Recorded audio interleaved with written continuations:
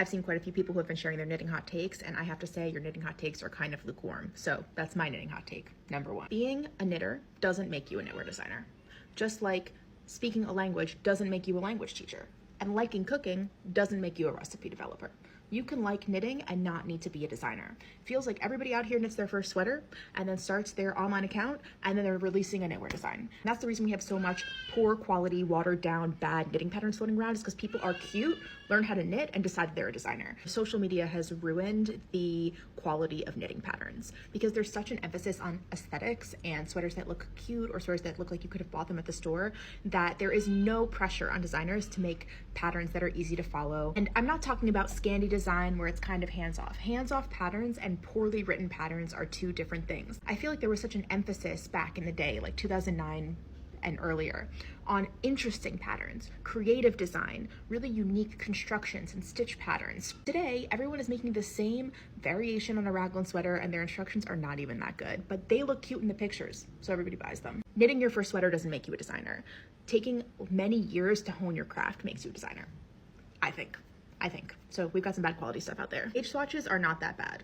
Everybody's out here complaining that they don't want to knit a gauge swatch. I knit a gauge swatch with 99.9% of my sweaters. What's the big deal? It's so nice to sit down and knit just a little square before you start your project. And then you can set it aside to block. It's like a little appetizer. Like, ooh, the chef sent an amuse-bouche to the table. Like, ooh, that's fun. I like that.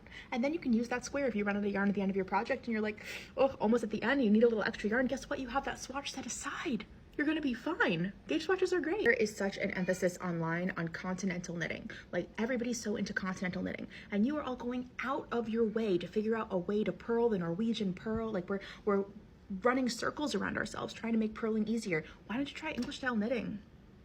Purling's not that bad if you're just an English style knitter, but we're all bending ourselves backwards to try and continental knit because someone on this app said it's better. Maybe try English style. Your tension will be way more even. It's easier to tension your yarn with English style, and purling will just be so smooth and so easy. Like, give it a try. If you are trying to make your first knitting project look perfect, you will never, ever, ever be a knitter, because you are going to spend all your time ripping that out and starting again, ripping it out and starting again, ripping it out and starting again, and you're gonna give up and move on. It's gonna be full of holes. It's gonna be lumpy. That's okay, you're a beginner. Let yourself be a beginner. We don't have to be perfectionists with everything. Like, let yourself be imperfect and then watch yourself grow. ChiaoGoo's and other name brand knitting needles are just not worth the price. And truly and genuinely, I don't think there's anything that could make the ChiaoGoo's worth $150 more than what I paid for my Knit Pick set. I just don't see the value. It's just a name brand.